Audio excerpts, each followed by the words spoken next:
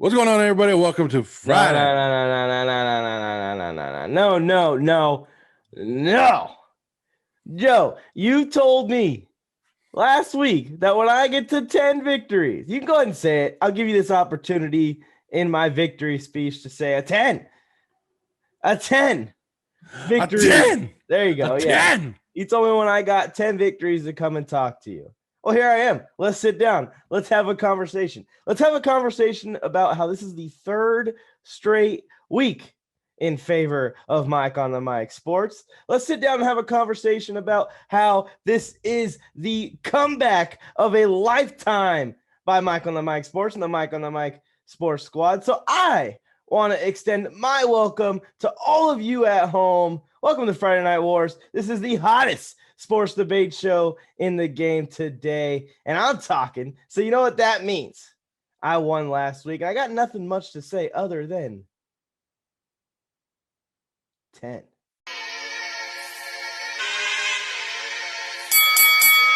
Let's get ready to rumble. Step into the war zone. Step into the war zone. Step into the war zone. Step into the war zone. Step into the war zone. Step into the war zone. Friday night war zone. Friday night war zone. Hey yo, it's Phil Flames. I'm with Mike on the Mic and Joe Morley. About to bring you more heat. Welcome to the war zone. You can have a floor seat. Watch them on your iPhone. Watch them on your Galaxy. It's a sports debate show. Straight up out of SoCal. Gather around the laptop. Friday nights it goes down. And we on the radio. Coming to your locale. Got into the third round. Better bring the smoke now. Step into the war zone. Step into the war zone. Step into the war zone. Step into the war zone. Step into the war zone. Step into the war zone. Friday night war zone. Friday night war zone. Step into the war zone. Step into the war zone. Step into the war zone. Step into the war zone. Step into the war zone. Step into the war zone. Friday night war zone. Friday night war zone. Mike, welcome. It took you long enough to join the 10-win club. I've been sitting over here with my coat, with the jacket on, everything, just waiting like, oh, where's Mike at? Is Mike gonna come? Finally, you got here. Good for you. Congratulations that the TikTok people have come around and finally started giving you some votes. It's all right. I'm gonna tell my followers out there, hey, it's time to go hard. We gave Mike his little glory, let him come back, made him feel wanted again, and time to smash him like a little bug. Nah, you can't keep doing this. You can't keep coming on every week and say that I'll never win another week again, and then I win the next week. You can't keep doing that. It seems like there's been a turning of the tide. You ever heard of momentum? Some people say momentum doesn't exist in sports. Momentum exists. And right now, my momentum, straight up to the top. It's not that I overlooked you or I underestimated you. It's just that I didn't care the last couple of weeks. I felt that I had such big of a lead. I was just like, oh, whatever. It's Mike. It's Mike and his opinions. Now, it's time, Mike. It's time again for me to put that game face on and bring it. It ain't gonna matter. None of that's gonna matter. None of what you just said is gonna matter. None of what you can say in the future is going to matter. I'm ready to go to war. I know you're ready to go to war, but first, I'm gonna ask the viewer to do us a small, teeny tiny favor. It'll take 2 seconds to help our dreams come true. Tap the subscription bell, hit the notification bell right next to us. So that way you're alerted every time we drop a new show. We have 3 shows airing weekly on the Warzone Sports Network. You got Brian Bolster and Joe Skirto. Joe subbed in last week. If you guys want to go check out that episode on Sports Force every Wednesday night. We got Friday Night Wars every Friday night, of course. And on Mondays, we have Welcome to the Warzone, where we bring on a guest every single week and chop it up. Good time. I love that show. Yeah, and if they missed it, we had James Coe and Marcus Grant, and even more to come next week. I'm not going to spoil it because it's a great guest next week. Yep, I'm excited for it. Anyways, cheap plugs out the way. Let's go to war. Which team has won the free agency period? Is there a clear-cut winner, Mike? I don't know. If we could say that just because you go out and sign the most players or what we consider the best players, does that always translate to wins? I've said this before, that no one out there right now really talks about a free agent signing when it happens and says, "Oh, that's a horrible signing. That's a horrible." Nobody's gonna say that. So I think there are some teams out there that have added some great pieces. I think that it's gonna help them in the long run. I'm gonna go against what I just said right now, and I'm gonna go with the New England Patriots.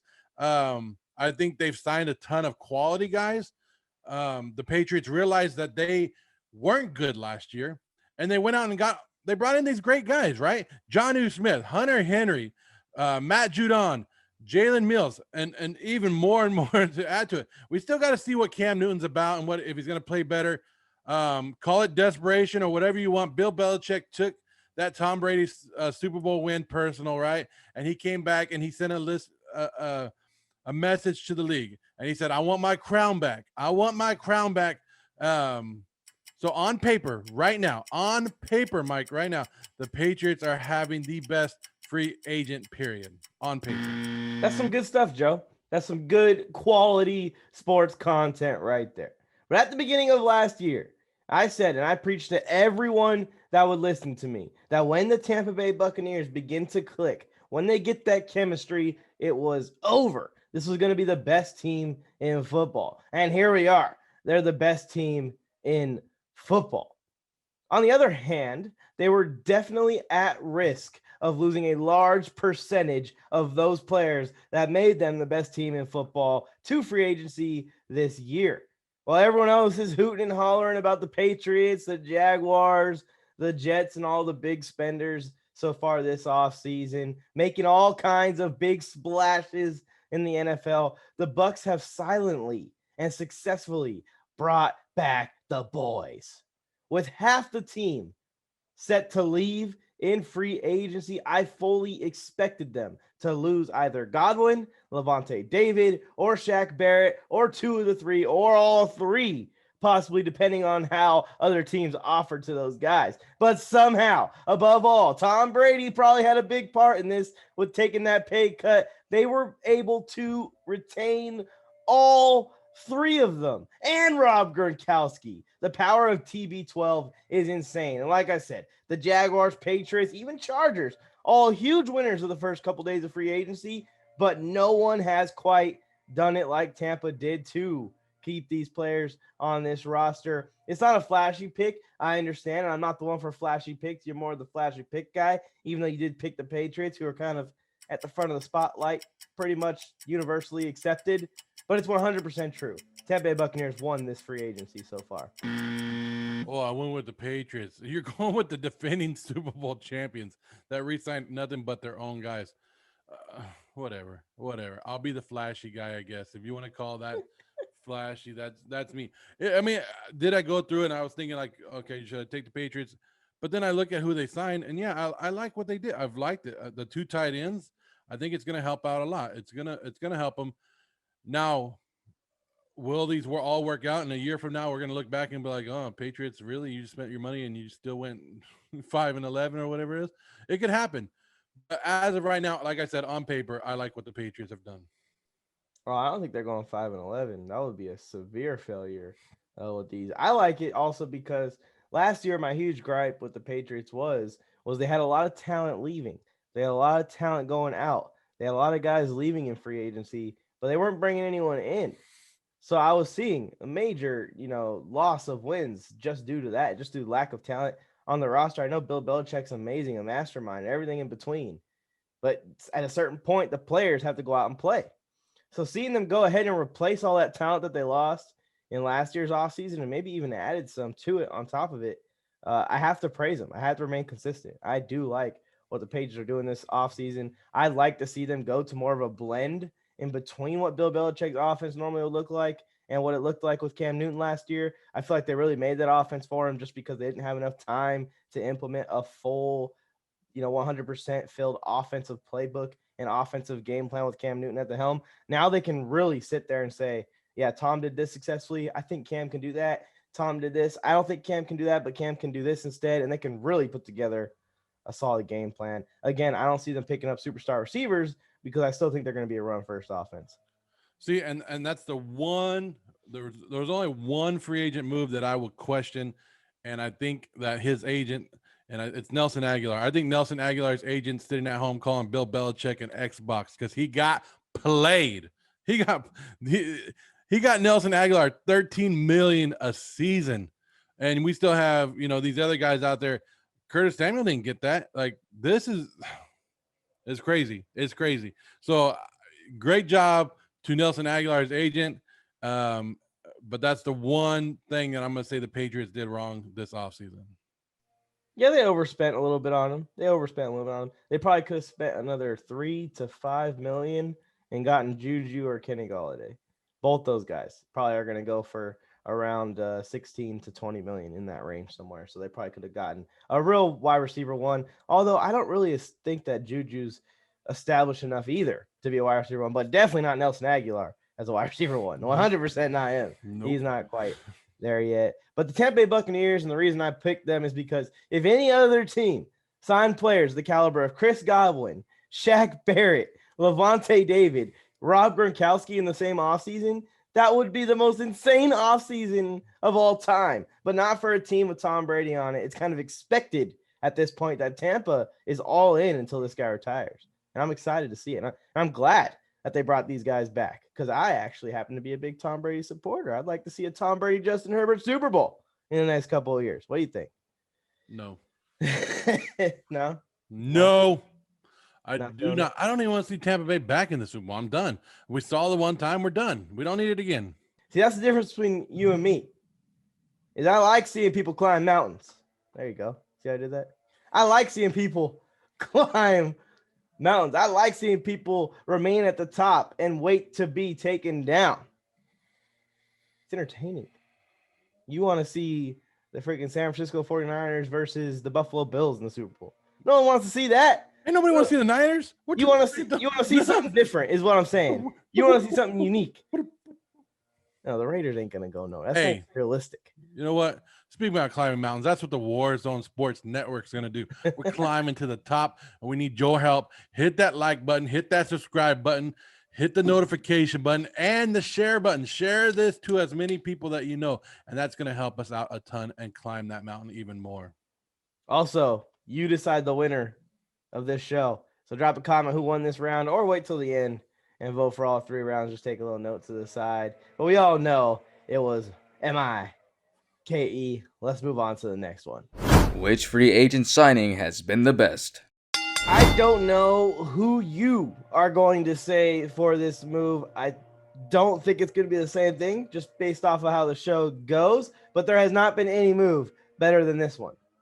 Last year, the Chargers had the 31st ranked center by PFF grade. Now, I don't take PFF as gospel like some do, but you can look at it, use their numbers, use their metrics to kind of get an idea where these guys stand as players, especially when comparing them to other players. And I use it from time to time just to form an opinion or form a debate, and then I go in deeper from there.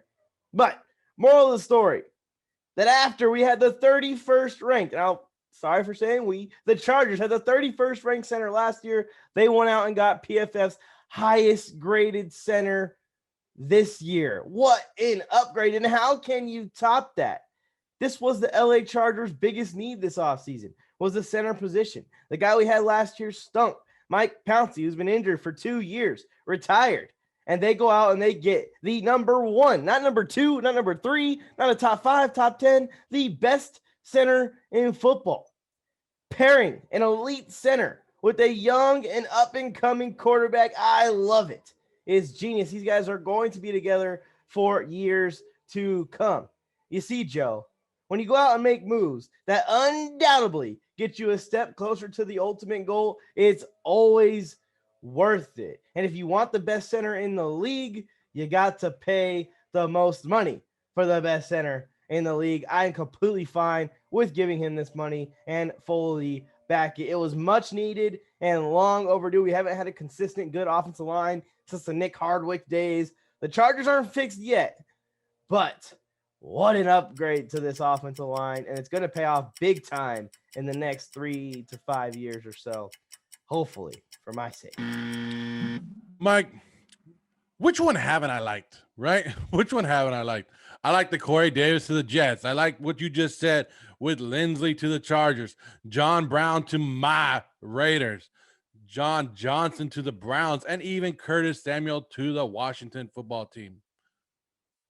Speaking of the Washington football team, speaking of that Washington football team, that brings me to my favorite signing. My favorite signing. And I mean, I'm really good. This is the guy I really like. This is the best fit that I think so far in the free agent signing. William Jackson. William Jackson. He comes from the Bengals. We all know what the Washington front seven is about. Finally, they bring someone in who can cover wideouts, right? Some people have him ranked as high as a top 10 cornerback in the NFL. And I probably wouldn't disagree with them. I don't know how much better the Washington defense can get, but they got better. They got better with this signing. Jackson can play man. He can play zone. He has the consistency of a cornerback that does everything. And you add Ron Rivera to him, and Ron Rivera gets him and starts working with him and gets him a little bit better than what he's already at. We're going to be hearing his name a lot. William Jackson is the guy that I think is the best signing and probably under the radar signing right now too. So who would have thought, Mike, that I would be talking about an ex-Bengal being the best free agent signing in the NFL? I 100% thought that you were about to go Ryan Fitzpatrick. Yeah, I was not for it. No, I'm not for that. A lot of people are high on the Ryan Fitzpatrick signing. I'm not for it. Like, okay, the dude did good for a little bit with Miami last year, but he's still Ryan Fitzpatrick, the guy, the journeyman that's been everywhere. You know what's funny? It's hilarious, Mike. It's funny. all these people, you know who you're talking to, who we're talking to. I'm out there. I'm looking at you right now. All these people 2 weeks ago, Taylor Heinicke's going to take the Washington football team to the top. And those same people are out there going, Ryan Fitzpatrick signed. What a great signing. We're going to the Super Bowl. I thought you already had your quarterback of the future. I don't know. Calm down. Washington is making great moves this offseason, and they're one of the top teams of what they've done in terms of free agency. But quarterback position is still a big need for them. Oh, yeah, 100%. And I think I know what you're referencing to a little bit, but I think that my gripe isn't really with Ryan Fitzpatrick. I know what he's going to be. He's a transition quarterback. He comes out, plays fiery football, whether it's good or bad. It's always one of the two.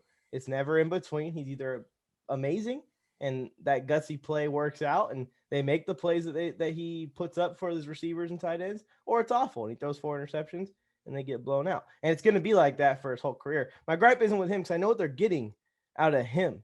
My gripe is with the Washington football team and every team in that division, honestly. But all those teams are neck and neck, mediocrely, bad, but neck and neck for who's going to kind of control that division for the next couple of years. And Washington at the quarterback position had the opportunity to make that move, to make that next step. And they still can if they go and get a Russell Wilson or a Deshaun Watson or something like that. But they had the opportunity to leap ahead because I feel like that team is a quarterback away from being a solid 10 or 11, even possibly 12 win team in that division and be the winners of that division for the next couple of years to come. And they go out and they get Taylor Heinicke. And that's why I was like, hey, everyone pump the brakes. I don't think this guy's going to be the starter. I think that Ron Rivera, I think that the entire management there knows that they're a quarterback away from owning this division.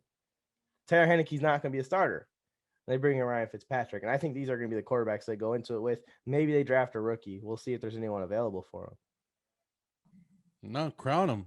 If you want to crown him, crown him. Yeah, I'm not. Crown him right now. That's in the great late Dennis Green said that. If you want to crown him, crown them, but they are who we thought they were. Yeah, the Cowboys can just fix this damn defense. They can have this division. What are they doing over there? Dak got his money, but they got to restructure like 5 other contracts to make room for other players, and they haven't done a damn thing. No, and I'm not knocking what Washington has done, but like you said, these are both journeyman quarterbacks that play good at times, and other times there's a reason they bounce around team to team and in and out of the league because of that. Fitzpatrick talked about retiring, and now he's coming back. I mean, it is what it is. I think they will draft somebody. They have to draft somebody, but we'll see who it is at that time. Yeah, and have fun, Ryan Fitzmagic getting replaced at midseason again. Jeez, I'll keep rerunning this story over and over again. Well, to go all the way back around in a circle, the William Jackson pick is interesting. They could have held on to Ronald Darby and added William Jackson, and this secondary plus that pass rush, they might be the best defensive football. They were damn near last year the best defensive football, but that might have locked it in with the Rams losing John Johnson and a few other pieces. The Washington football team could have stepped into that spot. But William Jackson definitely will keep pace with what Ronald Darby would have given to them this season. So definitely interesting signing. But I definitely like the Corey Lindsey pick better than William Jackson for sure. What about John Brown? No. Add John Brown. Freaking 30. How old is he? 31, 30, 28? Don't even know, do you? Nope, I don't. But I don't care because he's still going to be running all of that Charger secondary. He's going to be running all over the bench when he's freaking not on the field like he's been his whole career. Anyways, hit that like button, hit that subscribe button, share this page, Warzone Sports Network, Friday Night Wars, right here. Joe Morley, Mike on the mic. You guys get to choose the winner. All you got to do is comment below who you think won. And it's pretty damn simple. It's J-O-E. That's how you spell it. Just type that right below. It's 3 little words or letters. They're right close to each other. J-O-E, boom, hit. Done. For me, I'll put a discount out there. You don't even have to type in my full entire name. You could just type in M-I. So we know that you mean Mike. 2 letters. It's funny because M-I is my nickname. So, What? Put it on the board. All right, let's go on to the next round. Drew Brees retired. Who replaces him?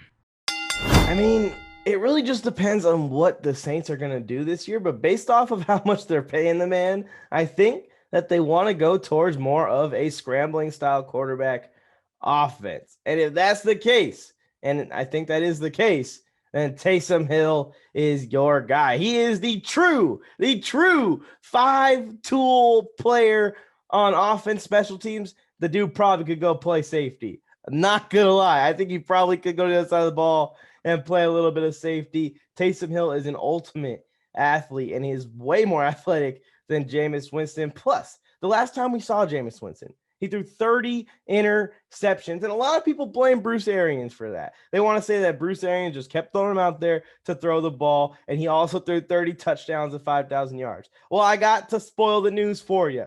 If it wasn't for Bruce Arians, he also wouldn't have thrown those 30 touchdowns and 5,000 yards. That offense was throw it up and hope that Mike Evans comes down with it every single play, all day, every day. Jameis Winston may have improved in that QB room / offensive room with Sean Payton and Drew Brees. But did he improve enough to be the Saints franchise guy? Did he improve enough to come in on a 1-year deal and take away Taysom Hill's mega super 5-tool contract? No, I don't think he improved that much. Taysom Hill is the guy for the Orlean Saints, and he should be. Mike, Drew Brees retired, right? It's sad to see him go.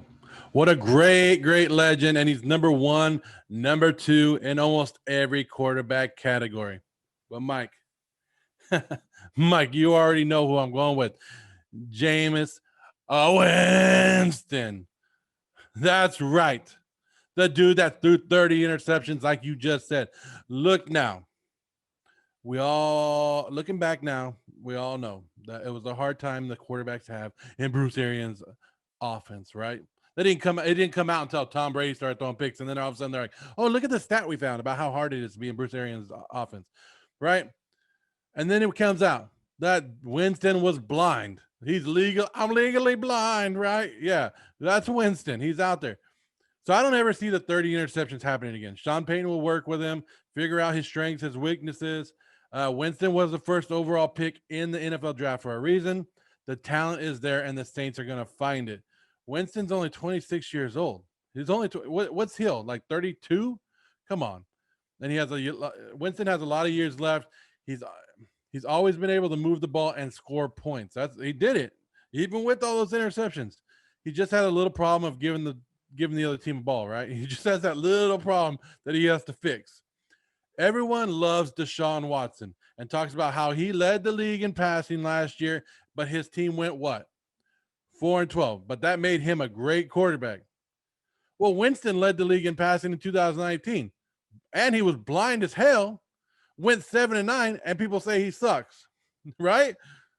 Winston will show the NFL world he still has it.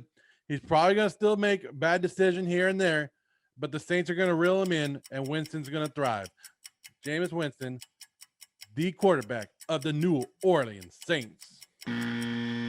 Yeah.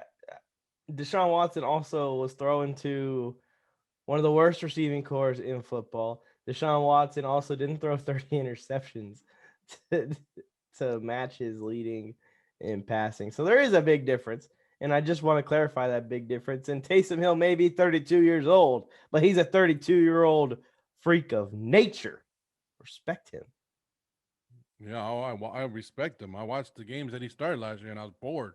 I'm just letting you know, Winston's going to do his thing. Look, a lot of those stats in that 30 interception year was all basically in one game. I mean, like 6 turnovers were like one game, right? And in London or something like that. It was horrible. It was a horrible game. Yeah, and I think it was a close game too. But then he went around. I think in that year too, he put up like 50 points on the Rams defense. So that's what I'm saying. Like, he has the skills. It's just somebody needs to reel him in and put him in the right direction. And I think Bruce Arians just didn't want to work with him. I'm gonna go on that limb and just say it. Like, Bruce Arians put a lot of pressure on him and put a lot of blame on him. I mean, they went and won the World Series. They went and won the Super Bowl without him. But really, they also helped out Tom Brady and brought a lot of weapons in too. So it goes both ways. Yeah, and I don't think Sean Payton or the Saints will let him go out and throw 30 interceptions. Like, it won't even happen. They'll yank him before he even gets close to it. They'll go ahead and put Taysom Hill if he starts, which he may. I'm not saying that it's impossible with this argument. I'm saying that it looks like that the direction the Saints are heading is toward Taysom Hill. The guy I wanted to see start for the New Orleans Saints, call it a hot pick, was your boy Marcus Mariota. I want to see Marcus Mariota in New Orleans colors, not Jameis Winston or Taysom Hill. Marcus Mariota. Everybody wants to see him start. You know who the favorite player is? The backup. The backup quarterback is the favorite player on every NFL team. It's still jury's out to see what Marcus Mariota does and what the Raiders do with him. They still owe him a lot of money. He could still be traded, and who knows? Yeah, New Orleans has. Well, they don't really have the money. The way that New Orleans got out of that cap situation this year, hey, now I believe that there's no NFL cap right now. Like, if they can get away with that, they did it. But I don't think they have the money to go get another quarterback or do anything like that to spend on that position right there. So I think these are the two guys that they're going in with. Oh, yeah, 100%. I was thinking before they signed Jameis or before they signed Taysom to bring in Mariota instead of those guys and go with him. I think Washington football team should be interested in Mariota also. If they're interested in Sam Darnold. I like Mariota kind of similarly to Sam Darnold. Don't tell Brian I said that. So I was thinking more of the Chicago Bears. That could be it too. That could be another good one. But they just got Andy Dalton, the Red Rifle, the Red Rocket. He's going to go out and start slinging that thing around. He's so much better than Mitchell Trubisky. Oh, no, yeah, he is. I can't even say that with straight face. I was trying to. I was trying to say like Andy Dalton's better than Mitch. No. Andy Dalton storyline with the Chicago Bears, the Jay Cutler storyline all over again. It's the same thing. So we do have big quarterback news. Mike Glennon signed with the New York Football Giants. He's probably going to start there too. I think there's an over-under of how many games he's going to start. So Mike Glennon, woo-woo. The over-under is like 4. I'd probably take the over. The biggest free agent signing of the offseason, Mike Glennon. I should have put that up as my best signing of the offseason.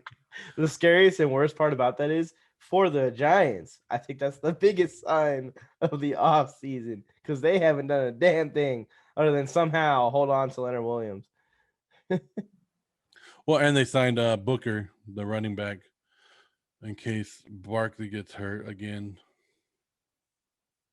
Fumbly Booker. Mr. Denver fumbles, then Mr. Raiders fumbles. Now he's Mr. Giants fumbles. I'm just saying. What a big signing. I like the Mike Glennon signing more than the Devontae Booker signing. Just because I am not on Danny Dimes' train anymore. I've jumped off. I'm gone. I'm on the side. The train's been going for a couple hours since I've jumped off. Dang, you already jumped off a long time ago, huh? You bought the ticket, but you never got on. Yeah, I was like, okay, I'm here. As he's running down the field, and once he tripped, I'm like, okay, I'm gone. I'm done. Get out of here. All right. Anything else, Joe? You want to throw any other jabs in there to anyone? Here's the opportunity. You could just any other jabs? Nah, not right now. You notice the Casey Hayward jersey? Little homage, man. Gonna miss him. Yeah, he hasn't been signed either. No, he hasn't. Well, as of when we're recording this, he hasn't been signed. So, yeah, he still has I think he could still be a good, consistent quarterback somewhere. Yeah, especially if they can move him inside and he can guard some slower guys, some tight ends and stuff. And I was a little upset with my Raiders in the free agent period. News just broke. Literally right now, Jared Cook just got signed by the Chargers to a 1-year, $6 million deal. Well, good luck with that, because every year Jared Cook is built up to be something good, and then he gets hurt. Like, hey, Jared Cook's with Aaron Rodgers. He's gonna have a great year. Jared Cook's in the Raiders with the Raiders. Him and Derek Carr did good, but nothing. Then he went to the Saints, and we thought he was gonna do good in this. Come on. Jared Cook's with the Chargers. Justin Herbert. It's his time to shine. Even though we didn't really use our tight ends that severely last year. That's why I was okay with letting Hunter go, because I knew he isn't as big a part of the offense as he was with Rivers around. Breaking news right here on Breaking news live on Friday Night Wars. Well, this was recorded, in the morning, the day before, and it's being released. Well, whatever. Anyways, you guys got to see some Chargers news break while I wear a Chargers hat on Friday Night Wars. I hope you guys enjoyed the show. I definitely enjoyed bantering with Joe Morley Sports. A lot of banter in this episode, which is always a good time. Always a great time. But like he said, we're on the Warzone Sports Network. We're just one of 3 weekly shows that are on here. There's one on Monday, Welcome to the Warzone, where we bring in guests. We had Marcus Grant, James Coe, and much, much more. There's more to come, guys. More to come on that one. Then you have Sports Force with Brian, Bolstered Up Sports, and Joe Skirtle on Wednesdays. And then, of course, Friday Night Wars right here. So you guys loaded. Hit that like button, hit that notification button, hit that subscribe button, and share it with your family and friends, and let them know that you're the first ones to know about this network. You've been the original OG of the Warzone Sports Network. Oh yeah, and it's going to be something that everyone looks back with. These 172 subscribers look back with. Could be you. You could be 173. Look back with pride and say, I was there for the birth. And I voted on the episode where they were bantering about all kinds of random nonsense for Mike.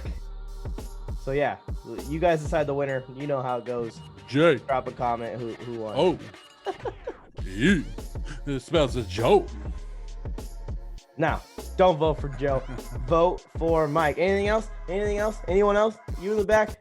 No? Okay. So you guys always got to remember, and when you're talking sports or you're in a sports debate, that you never know when you're gonna have to go to war.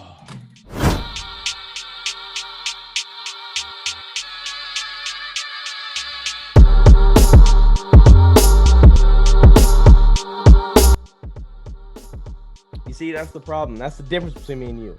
I like seeing mountains climbed. How do you say a past tense of climb? It's climbed. See, that's the difference between you and me. Is I like seeing people climb mountains. There you go. See how I did that? I like seeing people climb mountains. I like seeing people remain at the top and wait to be taken down.